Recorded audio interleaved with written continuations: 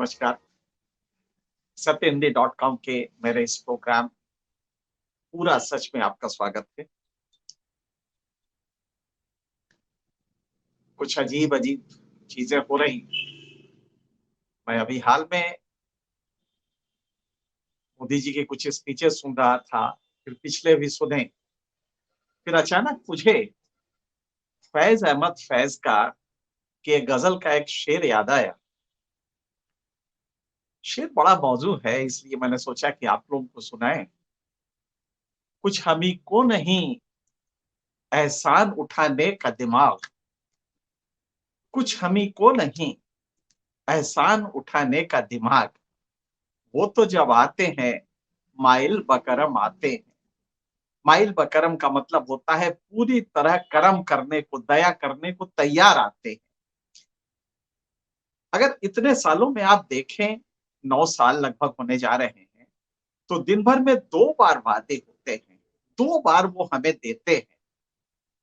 देश के प्रधानमंत्री के वादे अगर आप देखें तो माइल बकरम आते हैं, जब भी आते हैं तो बस तैयार रहते हैं कुछ देने के लिए। उगता भारत, उड़ता भारत, नया भारत, किसानों की आमदनी दूनी, सबके जेब में 14 लाख। आखिर गलती कहाँ है? कहीं हम लोग तो गलत नहीं है। और इसी पे फैज़ साहब का ये शेर मुझे बार-बार ये याद आ रहा है। कुछ हमी को नहीं एहसान उठाने का दिमाग। शायद हम ही लोग में ये तमीज़ नहीं है कि वो देते जा रहे हैं, हम ले नहीं पा रहे हैं। हम ऐसे ही गुर्बत में पड़े हुए हैं। गलती हमारी है, मोदी जी की नहीं है। मोदी जी तो दिन भर में 2 बार देने को तैयार रहते हैं, 2 बार वादे करते हैं। और देखिए आप इलेक्ट्रॉनिक चैनल्स में, मन की बात में, जो हर मौका आता है। कल ही उन्होंने दरोगाओं से कहा कि तुम्हारे पास डंडा भी है लेकिन दिल भी रहना चाहिए। ये नहीं कहा कि तुम्हारे पास दिमाग है जिससे तुम करप्शन करते हो और पूरा सिस्टम आपका करप्ट हो गया है। अडानी लूट के ले जा रहा है। और जब इसके बारे में सदन में चर्चा होती है तो वो डिलीट कर दिया जाता है कि ये डायरेक्ट आक्षेप है प्रधानमंत्री पे। बहरहाल वो दाता हैं। शायद हम ही भिखारी कुछ दिमाग नहीं रखते हैं, कुछ अकल नहीं है और शायद हम लोग उसके पात्र नहीं हो पा रहे हैं जो हमारा दाता, हमारा देश का प्रधानमंत्री हमें रोज देता है, इतना देता है। आप ज़रा-सा मैं उसको तबसरे से बताऊँगा, सिलसिलेवार बताऊँगा कि कब-कब उन्होंने दिया और हमने क्यों नहीं लिया और कितनी गलती है हमारी। 9 जनवरी 1914 लगभग सब कुछ तय था कि अब तो मोदी जी प्रधानमंत्री बनेंगे ही और क्यों ना हो। 9 जनवरी को मेरे कांकेर के भाइयों-बहनों, कांकेर ट्राइबल इलाका है जिसमें 50% से ज्यादा ट्राइबल रहते हैं, बहुत बुरी हालत में रहते हैं। तो मेरे कांकेर के भाइयों-बहनों, देश का जो पैसा चोरी करके ले गए हैं बाहर, आना चाहिए कि नहीं आना चाहिए? वो गरीब जनता, वे पढ़ी-लिखी और पढ़ी-लिखी क्यों, बहुत पढ़े-लिखे भी कोरोना आने में टार्च जलाने लगते हैं घरों से, अपने फ्लैटों से। तो मेरे कांकेर के भाइयों-बहनों, ये जो पैसा बाहर चोरी से गया है, आना चाहिए कि नहीं आना चाहिए? पूरी जनता ने कहा, आना चाहिए, आना चाहिए।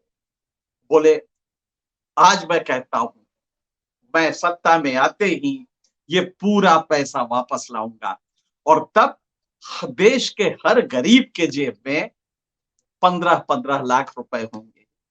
कांकेर की जनता गदगद थी, देश की जनता गदगद थी, क्योंकि गरीब बहुत हैं और जो अमीर है वो भी गरीब ही है। तो हर के जेब में 15-15 लाख, जरा सोचिए कि हर घर में 75 लाख, अगर हम 5 का भी परिवार माने, 75 लाख आ जाता।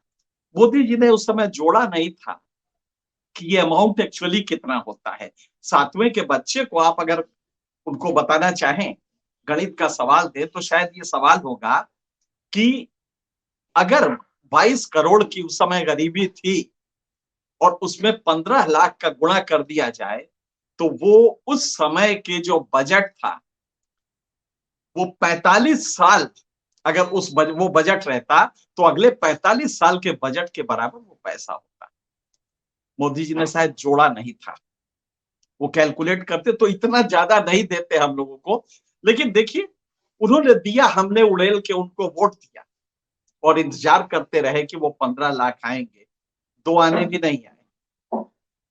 वो वहां से पैसा वैसा तो खैर आना ही नहीं था। वो 1% भी जो ये अमाउंट है उसका 1%, 0.01% भी नहीं आया होगा, क्योंकि आने का कोई सिलसिला नहीं था। लेकिन उन्होंने ये वादा किया। ये बात है 9 जनवरी 1914 की, कांकेर छत्तीसगढ़ का एक गरीब इलाका है। आया गया पैसा हो गया, बाद में उसको बताया गया कि जुमला है। उन्हीं के सिपहसालार ने बताया, जो सबसे करीबी सिपहसालार है, उन्होंने बताया कि वो तो जुमला था। नहीं नहीं, जुमला नहीं था, आपको दाता है वो तो, आप वो तो माइल बकरम आते हैं। फैज ने कहा है कि वो तो जब भी आते हैं देने के लिए तैयार होके आते हैं, कम वक्त ये हम ही लोगों की गलती है कि हम ले नहीं पाते। अब आप आगे बढ़िए। 28 फरवरी 2016, 28 फरवरी 2016, बरेली यूपी में है। 17 में चुनाव थे। मोदी जी का भाषण होता है और ध्यान रखिएगा, आज हम लोग कितने गैर जिम्मेदार हैं, कितने एहसान फरामोश हैं। 28 फरवरी हमें जलसा मनाना चाहिए था, आज उसके 7 साल पूरे हो रहे हैं। 28 फरवरी को 7 साल उस वादे के पूरे होंगे। भाइयों बहनों, हमें जलसा मनाना चाहिए कि नहीं मनाना चाहिए कि वो जो वादा हुआ था वो पूरा नहीं हुआ। आज 28 फरवरी 2023। अब आप जरा सोचिए, 7 साल हो गए, हमारी जनता कितनी गैर एहसानमंद है कि उसको ये भी नहीं याद है, क्योंकि कुछ मिला ही नहीं। 28 फरवरी को बरेली में किसानों की सभा में मोदी जी ने कहा था, और चुनाव की बात है, चुनाव आने वाला था यूपी में, तो 28 फरवरी 2000 उन्होंने कहा था कि किसानों की आमदनी दूनी कर देंगे। कोई से धीरे से पूछता कि अच्छा बता दो आज कितनी है, क्योंकि भारत में 2011 के बाद से कभी भी इनकम असेसमेंट का सर्वे हुआ ही नहीं। जो कुछ भी आज आप देखते हैं वो प्रोजेक्टेड फिगर्स हैं। तो 2011 के सर्वे के बाद, सेंसस के बाद से हुआ ही नहीं। अब हकीकत पे आइए, 2011 के सेंसस के आधार पे जिस दिन वो बोल रहे थे, जिस वर्ष में वो बोल रहे थे, उस समय किसानों की आमदनी 96,709 रुपए की थी, या यूं कहिए कि 8,000 रुपए महीना थी। अब भाइयों बहनों, दूना कितना होता है इसका? 16,000 होता है कि नहीं होता? तो 2022 में उन्होंने कहा था 2022 में 16 होना चाहिए। 2005 साल में 17 से ये सिलसिला शुरू हुआ था, 22 में ये खत्म होता है। जबकि वादा उन्होंने किया था 28 फरवरी 2016 को, लेकिन वो 17 से भी हम मान लें तो 22 को खत्म होता है। हालांकि वादा के हिसाब से देखा जाए तो 21 को ही खत्म होना चाहिए। तो बहरहाल उन्होंने शुरू किया होगा, देना शुरू किया होगा, क्योंकि वादा करते हैं और जाते हैं, माइल बकरम है, तो कुछ टाइम लगेगा उसको देने में। 17 में दलवाई कमेटी की रिपोर्ट, दलवाई कमेटी बनती है, और आप ताज्जुब करेंगे कि 16,000 होनी चाहिए थी 22 में आमदनी। और वो भी जब पूछा गया कि भाई ये रियल आमदनी आप दूनी करने को बता रहे हैं या नॉमिनल आमदनी, जो जिसमें महंगाई भी जोड़ दी जाती है, महंगाई की वजह से जो होती है, आर्थिक इजाफा होता है। तो सरकारी अफसरों ने कहा नहीं साहब, हमने बात किया था, पीएमओ ने कहा है कि ये रियल आमदनी, मतलब जो 8,000 में थी उसके बाद जो महंगाई बढ़ी उसको कम करके, उसके लिहाज से ये जो आमदनी थी ये 2.5 लाख करीब होनी चाहिए थी, यानी कम से कम 22,000 रुपए किसान की होनी चाहिए थी। एक सिचुएशन एनालिसिस सर्वे आया, एसएएस, जो कि एनएसएसओ का ही होता है, उसमें बताया गया कि नहीं साहब, 10,218 रुपए किसान की आमदनी।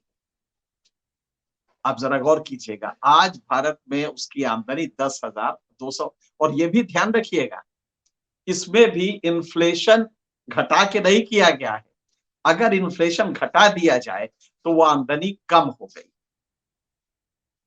गौर कीजिएगा, कितना बड़ा वादा था वो, दूनी करने का वादा था।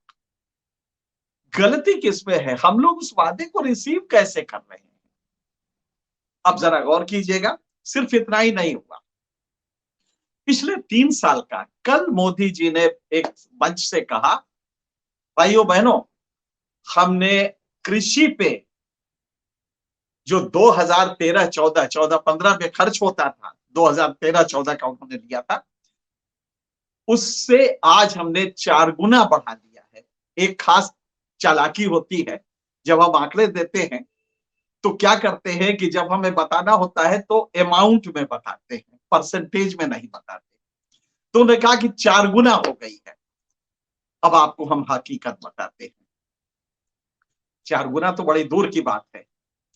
एग्रीकल्चर में जो खर्च था वो लगातार घटता गया। वादा था दूना करने का, लेकिन एक्चुअली क्या हुआ कि वो खर्च अभी 3 साल का ले लीजिए आप, ये ताजा बजट आया है और इसके 2 साल पहले का, आप ताज्जुब करेंगे कि टोटल एक्सपेंडिचर करना क्या चाहिए, आपको ये बताना चाहिए कि जो कुल खर्च हम इस साल करने जा रहे हैं उसमें एग्रीकल्चर का कितने परसेंट है,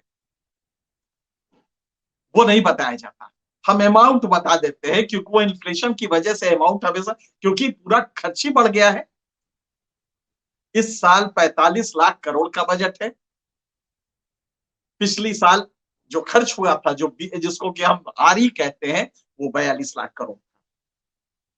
तो हकीकत क्या है कि आपने टोटल खर्चे का कितने परसेंट एग्रीकल्चर में खर्चा किया। जब धुआं करना है तो उसी को तो बढ़ाना होगा ना। और आप ताजुब करेंगे, हम 3 साल का लेते हैं, 2019-20, 20-21, 21-22, आपको ताजुब होगा ये सुन के कि 3.8% खर्च होता था टोटल एक्सपेंडिचर का, वो 3.4 रह गया था, अब ये 2.8 रह गया है। लगातार किसानों का खर्च घटता गया है। अब इससे भी अलग एक राज्य की बात आपको बताते हैं। सिर्फ एग्रीकल्चर में खर्च नहीं होता है। हकीकत यह है कि एग्रीकल्चर पे जो एक्चुअली एग्रीकल्चर के 2 डिपार्टमेंट्स होते हैं, एग्रीकल्चर रिसर्च और एग्रीकल्चर की जो पॉलिसी बनाना, उसमें मदद करना, नए बीज लाना, बीज को इंट्रोड्यूस करना, खेती में सिंचाई देना, ये तमाम चीजें होती हैं। उस पे ये खर्च लगभग आधा क्या हुआ, पिछले साल का जो 2 चीजें होती है बजट में, बजटरी एस्टीमेट, जिसको हम बी कहते हैं, बजट एस्टीमेट, और दूसरा होता है एक्चुअल खर्चा, क्योंकि ये अगले साल का होता है अनुमान। जो बजट होता है वो अनुमान होता है, अगले साल पे हम क्या क्या खर्च करेंगे, ये एक वादा होता है। एक्चुअल खर्च कितना हुआ, ये एक्चुअल होता है, उसको रिवाइज एस्टीमेट कहते हैं, आरई। तो पिछले साल 133,000 करोड़ का था, या 1.33 लाख करोड़ का था। मोदी जी ने उसको घटा दिया, 1.25 लाख करोड़ कर दिया। दुनिया में ये बढ़ता है क्योंकि आपका जीडीपी परसेंटेज बढ़ता है, ग्रोथ रेट बढ़ता है, तो आप इसको बढ़ाते हैं। पर इसको उन्होंने कम कर दिया, लेकिन कम कर दिया तो इसकी ग्लानि नहीं थी, इसको भी उन्होंने पैतरे में लिया और बताया कि भाइयों बहनों, 2014 से 4 गुना कर दिया। बजट ही आपका 4 गुना हो गया, आपका जो खर्च होता है वही 4 गुना हो गया है। तो इसमें कोई आपने कमाल नहीं किया, बल्कि उल्टा कर दिया है कि 2.8 रह गया है आपके टोटल एक्सपेंडिचर का। अब आगे जो खर्च होगा वो तो हम बाद में बताएंगे। तो ये है आपका रिवाइज एस्टीमेट जो था, वो पिछली साल भी कम हुआ। अब आपको एक राज की बात और बताएं, पिछले 7-8 सालों में एक साल ऐसा नहीं रहा है, सिर्फ एक साल छोड़ के, जिसमें कि वो थोड़ा सा, जितना बजट आपने एस्टीमेट दिया था लगभग उतना खर्च हुआ एक साल। और वरना पूरे 7 साल लगातार कृषि का बजट का कम खर्चा, और औसतन करीब 15% कम खर्च होता है। आपको जब आमदनी दूनी करनी थी, तो खेती में उनको सुविधाएं देते, तब जाके वो दूनी होती। नए बीज, नया खाद, नई नया कंसेप्ट, उनका एमएसपी, वो तमाम चीजें जब आप करते तब तो उनकी हैसियत बढ़ती, उनका प्रोडक्टिविटी कहते हैं इसको, कि कम लागत में ज्यादा उत्पादन होना। उसने तो प्रोडक्शन ज्यादा किया लेकिन लागत उसकी बढ़ती गई, क्योंकि आपने कुछ नहीं किया था, आपने बल्कि घटा दिया। अब हुआ क्या हकीकत, इसी बीच में लगातार आपने जो बजट में एस्टिमेट दिया था, ताज्जुब करेंगे 2019-20 में बजट के एस्टिमेट का 28% कम खर्च किया गया। ये कृत्य किसी भी सरकार के लिए आपराधिक है कि आपने बजट में जो वादा किया है किसानों पे खर्च करने का, उसका 28% कम खर्च करें। लेकिन ये हुआ। इसी तरह रिसर्च में भी कम हुआ है, जो बजट का एस्टिमेट होता है वो भी नहीं खर्च हो पाता है, बाकी तो छोड़ दीजिए। नतीजा इसका क्या हुआ, खाक कभी, आज से 270 साल पहले उन्होंने दोहा कहा था, उत्तम खेती मध्यम पान, नीच चाकरी भीख निदान।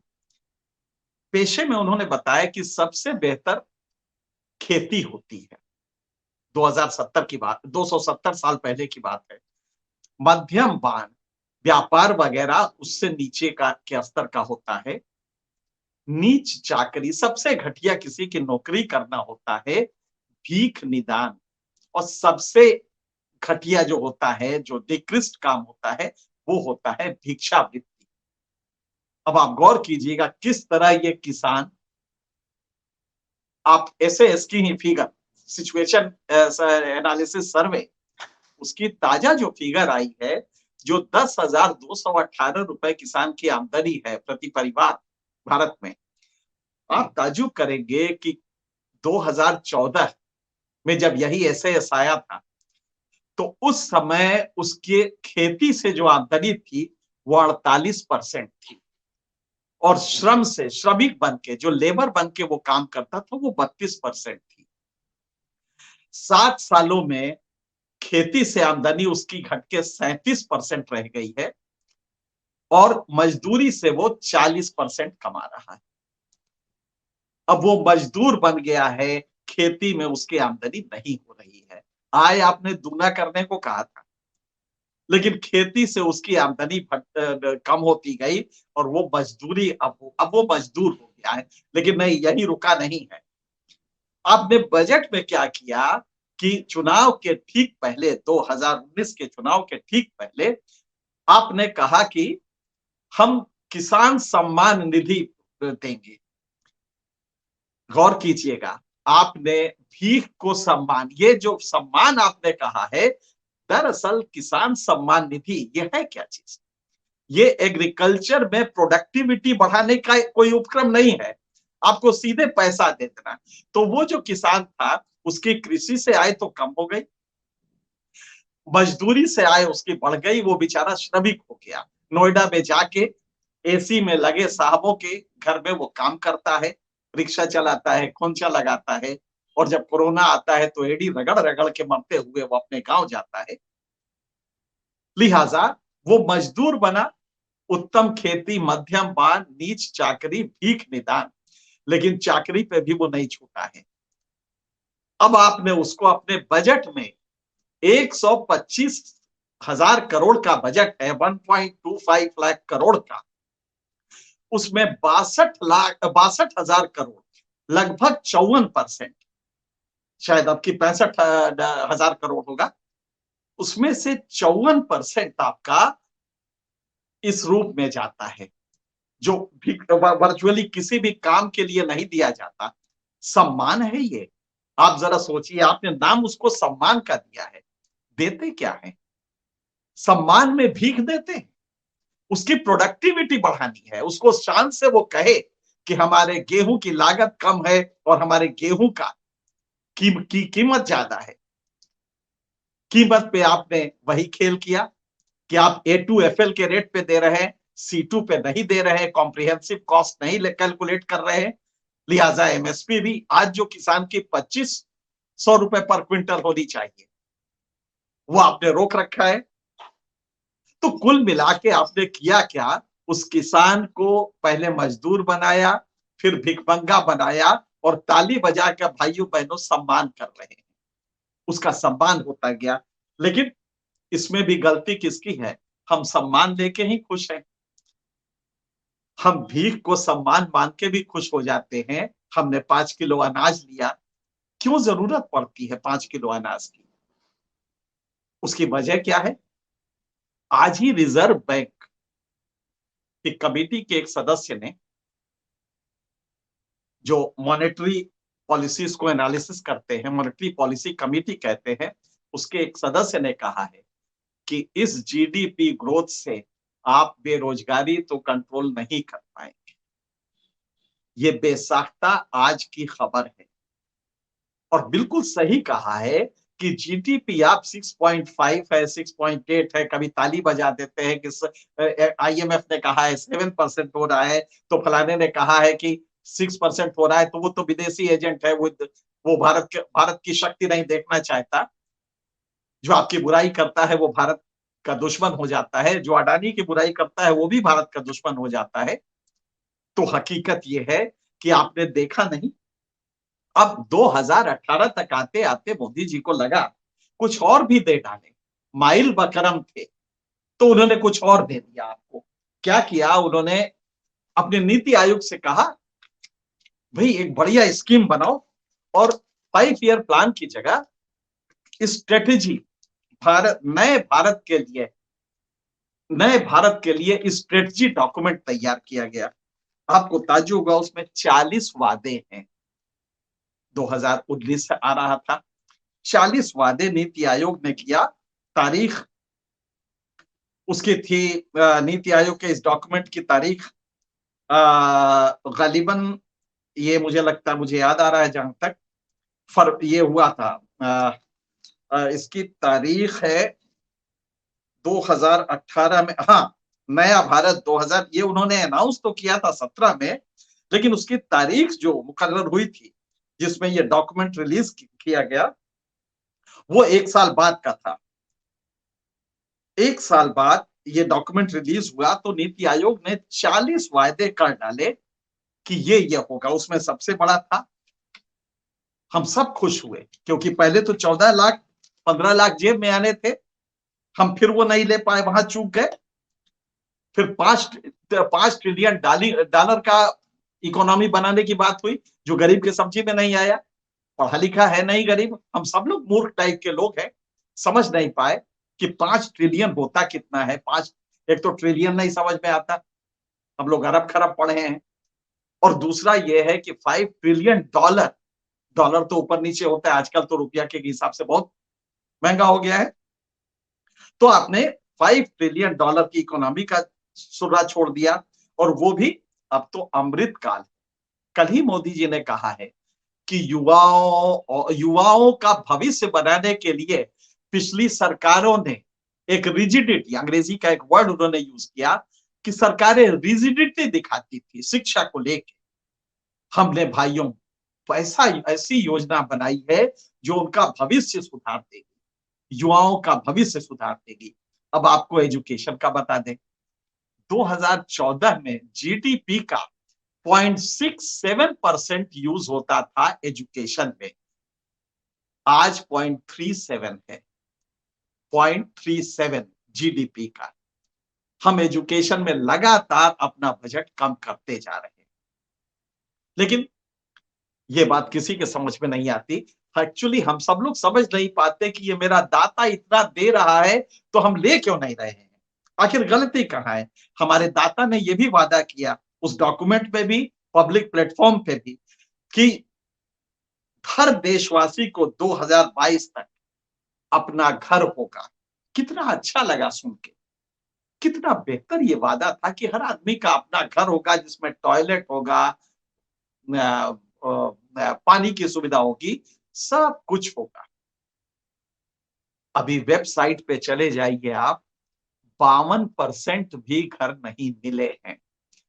अभी कुछ दिन पहले हरियाणा में फरीदाबाद के पास एक युवती शौच के लिए ट्रेन के जो रेलवे ट्रैक होता है वहीं पे जाते हैं लोग, वो गरीब लोग जो झुग्गी झोपड़ी वाले हैं, वो जा रही थी, गुंडों ने उसको उठा के अगवा किया और रेप किया और फिर मार दिया। ये हालत है आपकी फरीदाबाद में, दिल्ली के नागपुर के पास। कम से कम ये जो दाता है, इसकी आवाज वहां तक तो जाती होगी, लेकिन फिर वो रेल ट्रैक पे चली गई। रेल ट्रैक पे जाएगी तो ये सब तो होगा ही। आपने दाता की दी हुई चीज ले क्यों नहीं पा रहे? हम लोगों में वो सलाहियत क्यों नहीं आ रही है?